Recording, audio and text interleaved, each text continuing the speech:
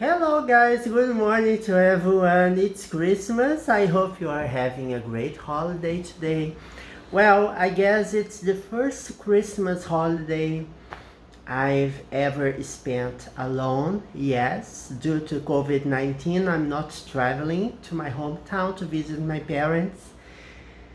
Yeah, it's tough, but it's necessary because I don't know if I may be able to catch COVID-19 during the trip because I would be traveling by bus and it's not advisable to travel by bus at all. And I don't know whether I had COVID-19 or I didn't have COVID-19.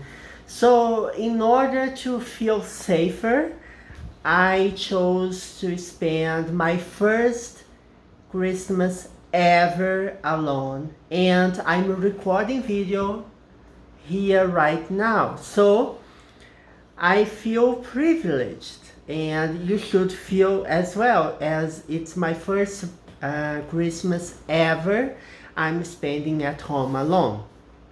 Well, this is my channel dedicated to English language, right?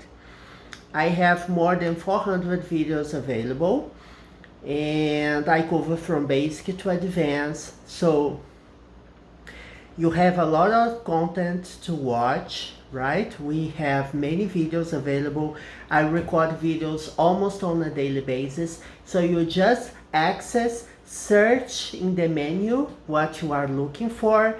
I have tagged all my videos, so it's very easy to search the content you are looking for.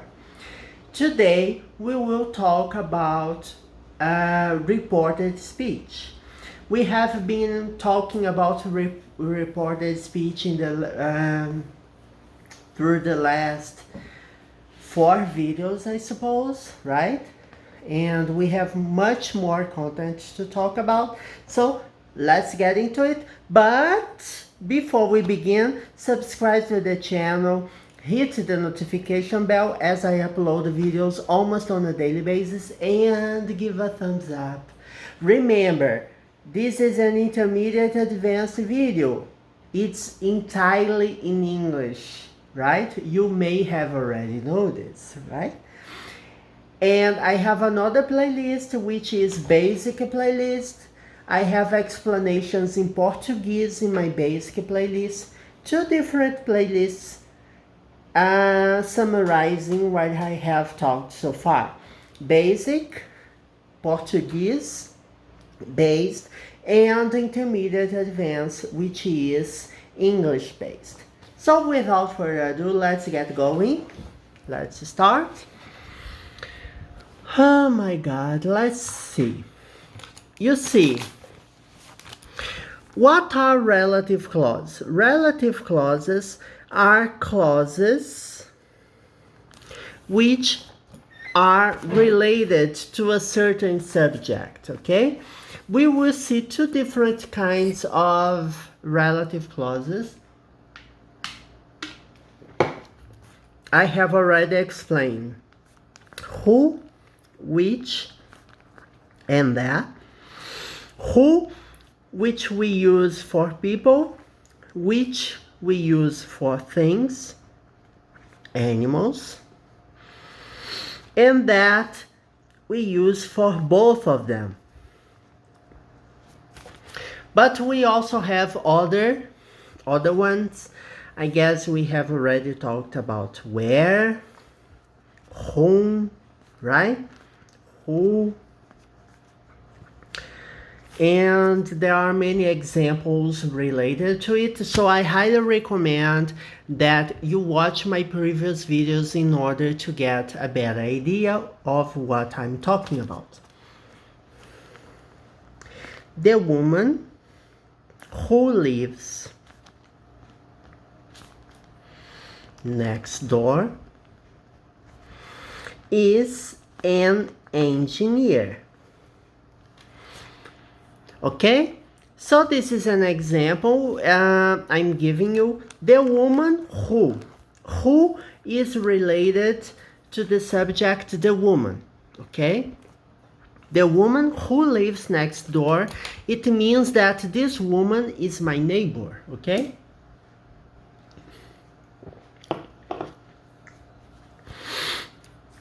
The woman who lives next door is an engineer. So, what I'm telling you, I'm expressing two different ideas to you. First, I have a woman who lives next door, okay? So this is the first idea. The second idea is that this woman who lives next door is an engineer. So I'm giving out the profession. So what she does for a living. So who is related to the subject? The woman is related to a person. This is the first type of a relative clause. Now we will see a second type of a relative clause. For example, my sister Sheila, who lives in the US, is an engineer. So you see, these are two different examples. In the first example, let's compare the first example with the second one. In the first example, the relative clause specifies what kind of woman I'm talking about, okay? So it narrows down who I'm talking about. It's not any woman I'm talking about. I'm talking about a woman who lives next door. Okay, so it's like a filter and a screening, okay? So you have all the women in the world, and then you are talking about women who lives next door. Okay, so I know it's pretty dumb, the comparison, but I'm narrowing down the possibilities. I'm not talking about any woman. I'm talking about the woman who lives next door. So here I'm giving specifications of the woman I'm talking about. In the second example, on the other hand, I already know who I'm talking about. I'm talking about my sister. And here I'm giving some characteristics, okay? Some information about my sister Sheila, who lives in the US. So I could say my sister is an engineer. Okay, so that's an information. Okay, I could say my sister is an engineer.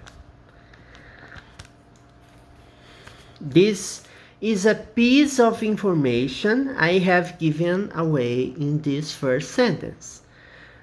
But when I mention that my sister Sheila, who lives in the US, I'm explaining, I'm complimenting, right? I'm giving more information about my sister. So it's a complimentary info on my sister. Okay? I'm saying that my sister, who lives in the US, so here I'm saying that my sister lives in the US. She lives in the US. You see,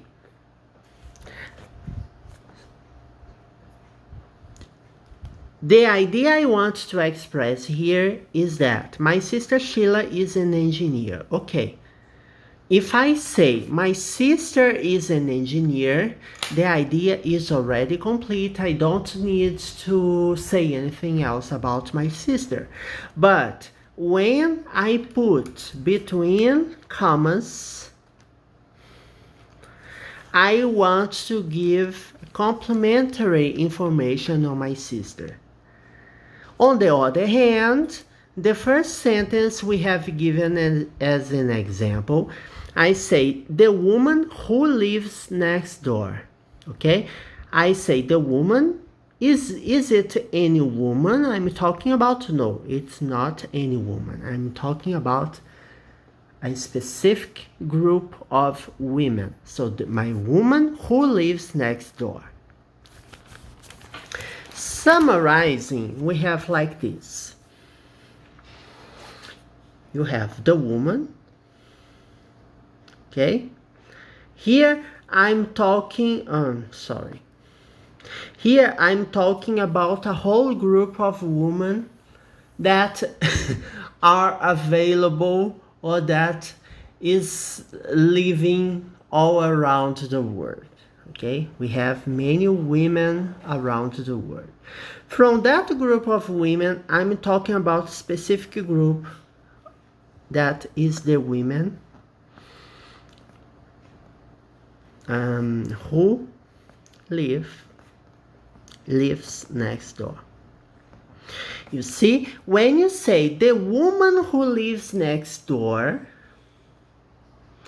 I'm specifying, I'm giving you some details about it. So that's the first example here. The woman who lives next door is an engineer. So I'm narrowing down the possibilities.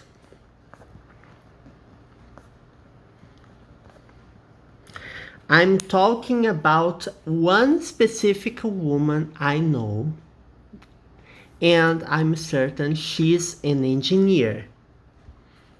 Okay? On the other hand, there is another way of saying it. When you say my sister Sheila. So, my sister Sheila, my sister is already a piece of information, okay? She's just one unit of this whole group of women that lives around the world. So, my sister is here, and now I'm giving details. I'm giving details about my sister. I'm saying my sister who lives in the US is an engineer. So you see the comparison? Okay? Well, I hope you understood it. Next video, we will see more examples about it. We have many examples to see about it. And remember, we have many ways of expressing relative clauses. We may need to give more details about something that already exists.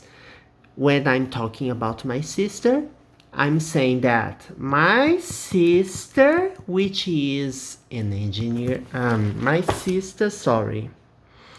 who lives in the US. So I'm giving away more information about my sister. She lives in the US and she is an engineer. Okay? I hope you enjoyed this video. I hope to see you soon. Have a nice day, and don't forget, this channel is for everyone who wants to learn some English. Bye bye.